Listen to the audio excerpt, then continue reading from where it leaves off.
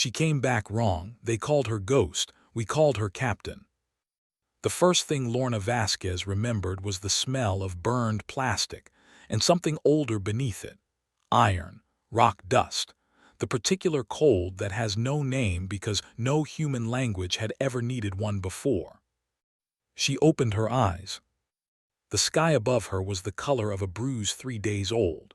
2 moons hung low on the horizon, one of them cracked through the middle like a dinner plate someone had dropped and glued back together badly. The light they threw was lavender and wrong. She lay in a shallow depression in the rock, her suit's emergency beacon blinking amber against the inside of her visor. Not red, amber, which meant the suit thought she was alive, which meant at least one system in the universe was operating on optimism. She sat up. Her helmet display read, O2 remaining 41%, COMMS signal fault, suit integer IATI 94%, time in field 14:22:07. 14 hours. She'd been out for 14 hours. The landscape around her was not Mars. She'd spent 11 months in transit to Mars, had read every geological survey, had memorized the ridge profiles of Olympus Mons until she could sketch them from memory. This was not Mars. The rock here was too dark, too smooth, worn by something other than wind, worn by something that moved across it deliberately, repeatedly, over a very long time. The plane she was lying on stretched outward in every direction until it hit a ring of low formations that might have been cliffs or might have been something built. In the half-light, it was impossible to say. She stood, her knees held. She checked her sidearm out of reflex, still holstered, still charged, and then she turned in a slow circle and found the wreckage. The Kopernika was about 200 meters behind her, spread across a quarter-kilometer of stone in pieces that ranged from intact crew modules to unidentifiable slag. The main drive housing had hit something and folded like paper. The secondary life support block, the orange one, she remembered it was always orange, was 30 meters to her left, intact, still hissing vapor from a cracked line. She walked toward it. She told herself she was walking toward the life support block for the O2 reserves, which was true, and she told herself she was not walking toward the wreck because she was afraid of what she'd find in it, which was less true. She found Ray's first. He was alive. He was sitting with his back against the secondary block, helmet off, eating something from a ration pack with the focused serenity of a man who has decided that eating is the only thing he can control right now. When he heard her footsteps, he looked up and his face went through 3 emotions in 2 seconds: relief, something complicated, relief again. "Captain," he said. "Raise." She sat down next to him, took the ration pack when he offered it, ate a mouthful of something that tasted like salted cardboard, handed it back. "Who else?" "Obi's inside.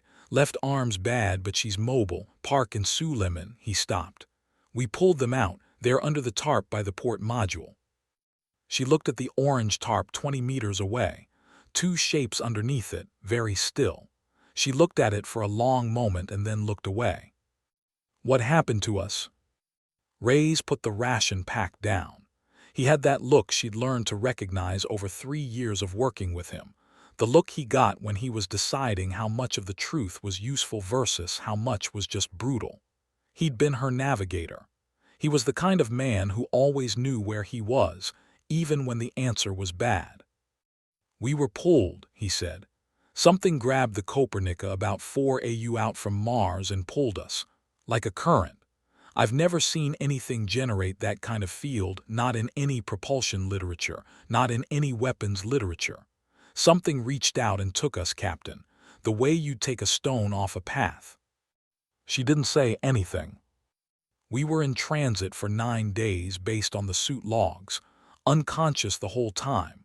Whatever took us, it didn't damage the ship until we got here. The damage is from the landing, not from the pull. Whatever it is, it wanted us intact." "Where is here?"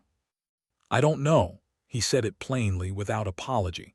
"The stellar cartography array is slag, but based on the moons, the atmospheric composition readings were not in the solar system anymore, not even close. She sat with that for a moment. The way you sit with something that you know is true, but that your mind is still deciding whether to accept. "Okay," she said. "Okay. I need to see Obi, and then I need to know if the comms are actually dead or just damaged." And then she stopped. On the edge of her vision, beyond the far rim of the wreck field, something moved, low to the ground, very fast, and then gone. "And then we need to have a conversation about what's out there." Reyes followed her gaze, his jaw tightened. "You saw them too." "How many?" "I've counted at least 6 different," he searched for a word, "presences. They've been circling since I came around, staying outside the wreck perimeter, watching." She stood up, hand going to her sidearm and stopping there, not drawing, just resting. Something her firearms instructor had told her 15 years ago. Your hand on the gun says you know the situation is dangerous. Your hand not drawing the gun says you think there might still be a way through that doesn't end with someone dead. Keep your hand there. Give yourself time to be right. "Have they made contact?"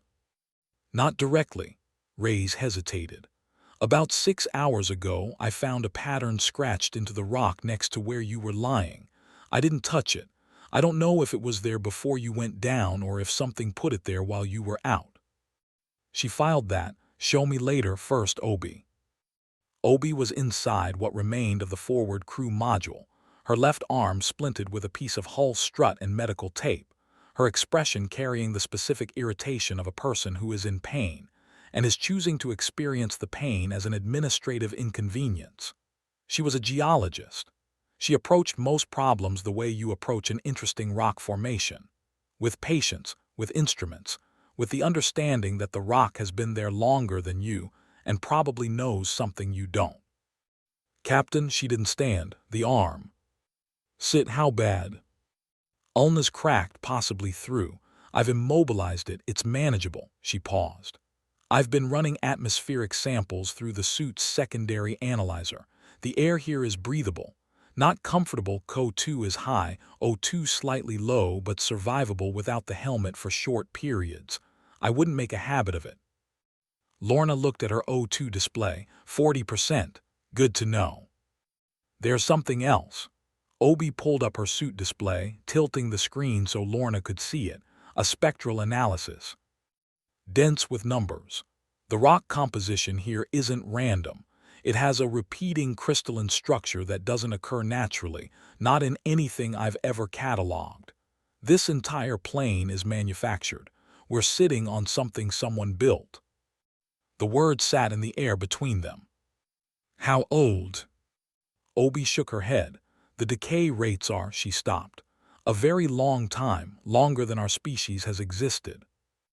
Lorna looked at the floor of the module, which was also the floor of the plane outside, which was apparently the surface of something constructed by something that had been building things when humanity was still trying to figure out fire. She had a brief, vivid flash of how small this made her. She let it pass through her and kept moving. The comms were damaged but not dead. The main array was gone, but the suit-to-suit relay was functional. And this was what mattered, the emergency beacon subspace ping was intact. The problem was the subspace ping had a maximum range of about 4 light hours, which was fine if you were in trouble in the solar system and catastrophic if you were not. She sent the ping anyway. The universe didn't owe her an answer, but she sent it. Then she went to look at the scratches in the rock. They were not random. They were not decorative. They were, and this was the word that came to her, unbidden, and which she trusted, instructional. A series of concentric shapes, each one interrupted at a specific point, each interruption marked with a symbol that repeated. She photographed them with her suit cam and stood back and looked at them for a long time. "It's a direction," she said. Reyes was standing behind her. "You can read it." "No, but I recognize the grammar, something telling something else where to go." She straightened up. "Something left this for us while I was unconscious, while Reyes was the only one awake." She turned to him. "You didn't see it happen." I was working on the O2 line. He met her eyes. I wasn't watching you every second. She held his gaze. There was something behind his expression that she couldn't quite read, and she had known this man for 3 years. Okay, she said, and moved on. They came at dusk, or what passed for dusk under the lavender moons. 6 of them, emerging from the rock formations at the edge of the plain in a loose arc formation, moving in the low gliding motion that she realized now she'd been seeing in fragments since she woke up. They were tall. Not grotesquely tall, not the kind of tall that exists only in bad science fiction, just tall, long-limbed, with a gait that suggested their joints didn't bend in the same places as hers. Their outer covering was the color of the rock, which was either camouflage or coincidence or something in between. Their faces, if she was reading faces correctly, were forward set, with sensory organs she couldn't categorize clustered around what she was choosing to call the mouth. They stopped about 40 meters out. Lorna stepped away from the wreck. Alone. Hands visible, not raised. Raised hands was a human gesture, and she didn't know what it meant here, just visible, spread slightly from her sides. She walked until she was halfway between her crew and the 6 figures, and then she stopped. Nothing happened for what felt like a very long time. Then one of them stepped forward. The others stayed. This one was distinguishable from the rest by, she searched for the right description, posture maybe. The way it held itself. Not taller, not visibly different in anatomy, but it moved like it was used to things moving out of its way. She knew that quality. She'd cultivated it herself. She pointed to herself. Vasquez, she said. Captain Lorena Vasquez, ISCA vessel Kopernika, Earth. She held up 3 fingers, pointed behind her toward the wreck where Reyes and Obi waited. 3. She pointed at the wreck. We came in that. She looked at the pieces of the Kopernika spread across the plain. We didn't choose to. The figure watched her. Its sensory clusters moved, not the way eyes move, but with the same quality of directed attention. It made a sound. Not language, not exactly, more like language's infrastructure, the rhythm and spacing without the phonemes. It was gesturing at her as it did, not aggressively, something that might have been a question. I don't know, she said, as if it had asked. I don't know what you want with us. I don't know why you pulled our ship here, but if you could have killed us, you would have done it already. So we're still talking. Let's keep talking. She didn't know if it understood a word. She suspected it didn't. But tone crosses always. She had learned this in 15 years of spaceflight, in negotiations with contractors and bureaucrats, and once memorably, a Bolivian Port Authority official who didn't speak English and whose body language alone told her he was about to do something that would strand her crew for 6 weeks. Tone crosses. She put everything she had into her tone, not fear, not submission, but the specific message. I am still here. I am still looking at you. I have not run and I have not shot. That's all I've got right now, but it's real. The figure tilted its head. It made the sound again, differently. Then it turned and walked back to the group. That went well, Obi said, from directly behind Lorna. I told you to stay back. You told me to stay near the wreck. I'm near the wreck. She was standing 4 feet back, arm in its splint, suit sealed, watching the 6 figures now conferring at the edge of the plain with the attentive patience she brought to interesting rock formations. They pulled the Kopernika here on purpose. They left a message for you in the rock while they could have easily killed Reyes and me. They're not predatory. They're studying us. That's a leap. That's geology. You read the environment. The evidence is in the layers. They found the first thing missing at midnight. Reyes came to her, and the expression on his face was the one she'd learned to recognize over 3 years of working with him. The one he got when he was deciding how much of the truth was useful versus how much was just brutal. Except this time the calculation was already done. The answer was on his face before he spoke. The emergency transponder is gone, the physical unit, unbolted from the mount and removed. She looked at him. I'm the only one who's been in and out of the secondary module all day, he said. Obi's been with you. And he stopped. And you, she said. Yes. She thought of the marks in the rock. She thought of him saying he'd been working on the O2 line when the marks appeared. She thought of his face when she'd first come around 3 emotions in 2 seconds. The complicated middle one. "You're not going to tell me it was the Vorrkai," she said. "Are you?" He shook his head, not denying something else. Shame, maybe, not quite. Something more specific than shame. The expression of a man who has done something he told himself was necessary, and has now ended up in a place where the necessity is less clear than it once seemed. "They offered me passage," he said. "Before we launched, I didn't believe it was real. They have agents." He looked at his hands. "I thought it was an intelligence test. I thought I was being recruited. I passed along sensor specifications, patrol route data, nothing that could." He stopped. "They said they needed a way in. A ship that wouldn't be flagged. They said no one would be hurt. Park and Suleiman are under a tarp." The landing. The landing happened because we were pulled out of space by something with the power to do it, and they knew exactly where to pull us to, and they had that information because you gave it to them. Her voice was level. She was making a choice in real time about what kind of captain she was going to be in the next 60 seconds. "I need to know one thing, Rays. When they made contact after the crash, was the transponder removal part of the deal?" A long pause. "Yes." "And the marks in the rock, those were for you, not for me. They told me to orient you toward the central structure, so you'd lead us there." He looked up. "I was going to tell you. He shook his head.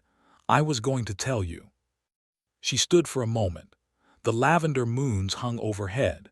Somewhere on the far edge of the plain, the 6 figures were still out there, conferring, waiting.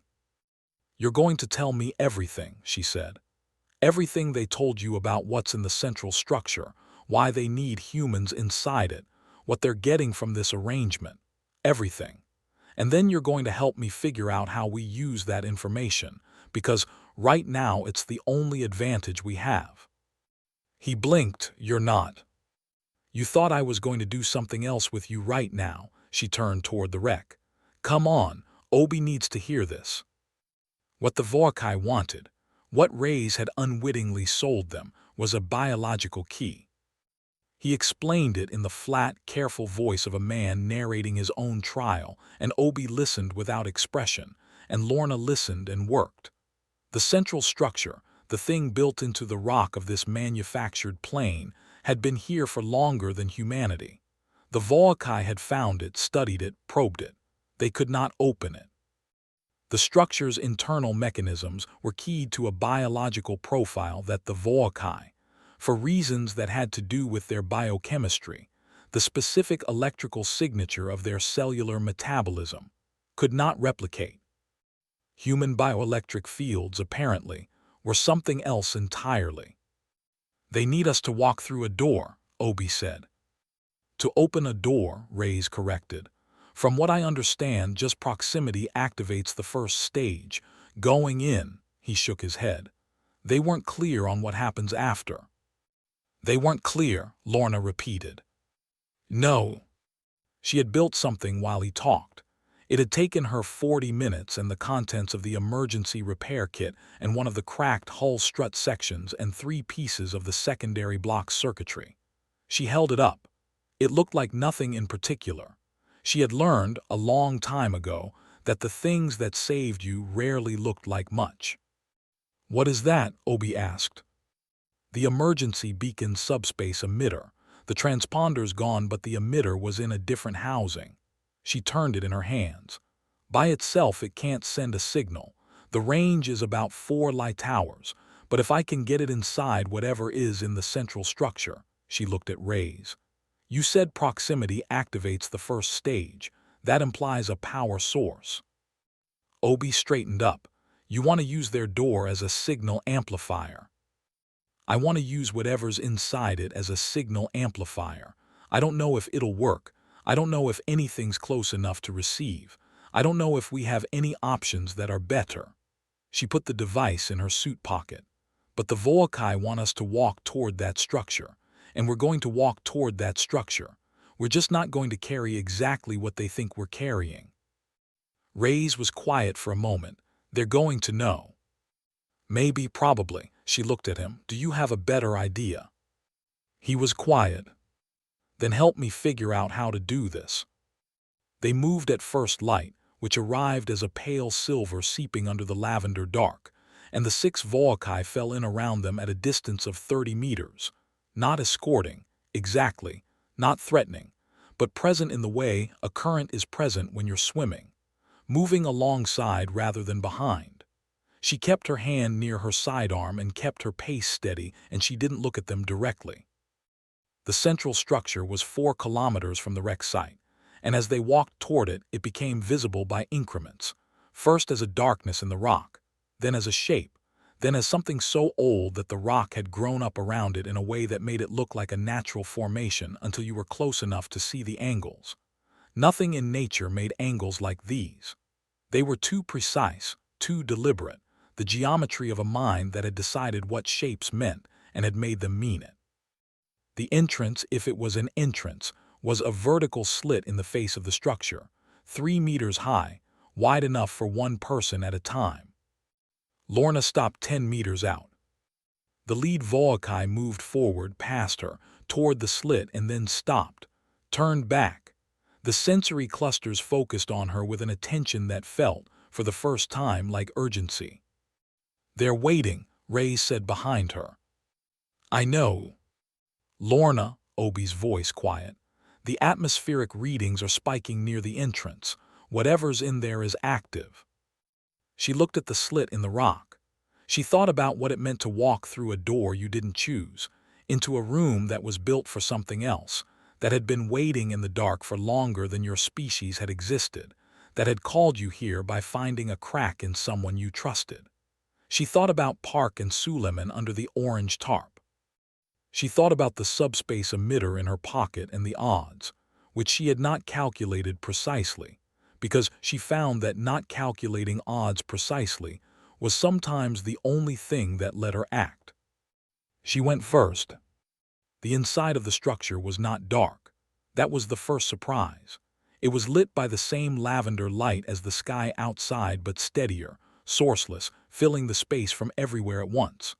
The space was large, much larger than the exterior implied, with a ceiling lost in distance and walls that curved inward toward something in the center that was humming.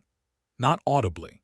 She felt it in her chest, in the fillings of her back teeth, in the place behind her eyes where pressure headaches lived. The thing in the center was, she gave up on nouns. It was process, not object. It was something in the middle of doing something it had been doing for a very long time and would continue doing for a very long time. It looked like a column of structured light, except that light didn't have edges that precise, and it was generating the humming that wasn't a sound. And around its base the floor was etched with the same concentric interrupted patterns as the marks in the rock outside. The Vorrkai stayed at the entrance. She walked to the center. She heard Obi and Reyes behind her, their footsteps on the etched floor, and then she felt it, the activation that Reyes had described, happening not as a mechanism but as a recognition. The column of structured light shifted, adjusted. It had been running one program and it was switching to another. She could feel it deciding. She pulled the emitter from her pocket. The power readings on her suit display were climbing. Whatever this thing was, it was generating field energy in quantities that made the numbers meaningless. She had designed the emitter as a parasite, clip it to a power source sufficient to overcome its range limitations, and the signal would travel. She didn't know what this structure's reach was. She didn't know if Earth was in range. She didn't know if the ISCA monitoring arrays were on the correct frequency. She was operating on the specific human certainty that doing the thing was better than not doing the thing, and that the worst outcome was the same either way. She held the emitter near the column. The light moved toward it. There was a moment, 3 seconds, maybe 4, where she felt the entire thing considering her, not with malice, with the specific curiosity of something ancient encountering something new. She was a variable it hadn't modeled. She was a crack in its certainty, and for those 3 or 4 seconds it hung in the balance, and she stood very still and let it look. Then the emitter's charged light went from amber to white. Her suit display showed the subspace ping sending, and sending, and sending, the signal boosted by orders of magnitude beyond its original parameters, rippling outward through whatever medium this structure used, crossing distances she had no reference for. She watched the display and she thought, very clearly and without drama, if there is anything out there listening, now would be the time. The Vorrkai knew immediately.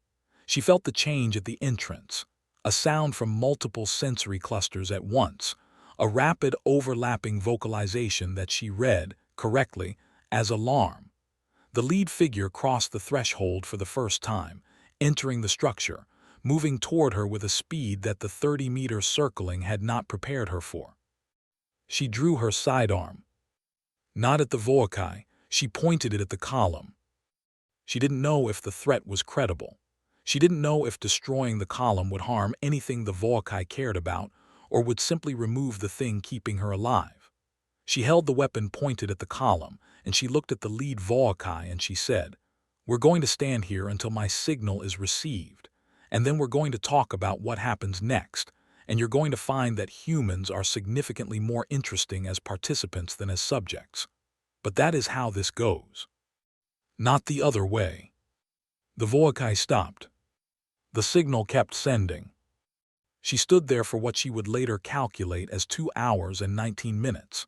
Ray stood to her left, saying nothing, doing the math she wouldn't let herself do.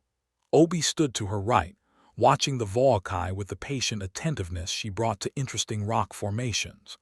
Lorna stood in the center of something ancient and deliberate, and held her ground with a charged weapon pointed at a thing she didn't understand and waited. The rescue carrier Brecht dropped out of whatever transit the structure had enabled 42 hours later, its sensors reading the amplified ping from 318 light-years away, with a clarity that the crew would later describe as impossible. The ISCA would spend 11 years arguing about what that meant and what the structure was, and who had built it, and what rights any of it implied. Treaties would be signed and broken. The Vorrkai would prove to be, not peaceful but comprehensible, which turned out to be almost the same thing over time. Lorena Vasquez would testify before 4 different commissions.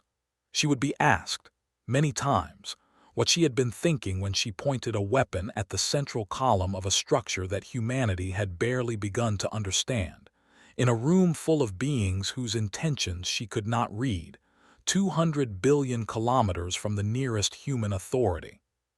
She always gave the same answer. She had been thinking that there was a signal to send, and a weapon to hold and a crew to bring home, and that when you have a task, you keep working the task, and that the universe had never once given her anything by waiting for permission. She'd been thinking about Rays, too, about what to do with a man who had cracked and had, at the last, stood beside her, about whether the category of betrayal had subcategories, and whether those subcategories mattered, and whether she was the kind of captain who believed they did.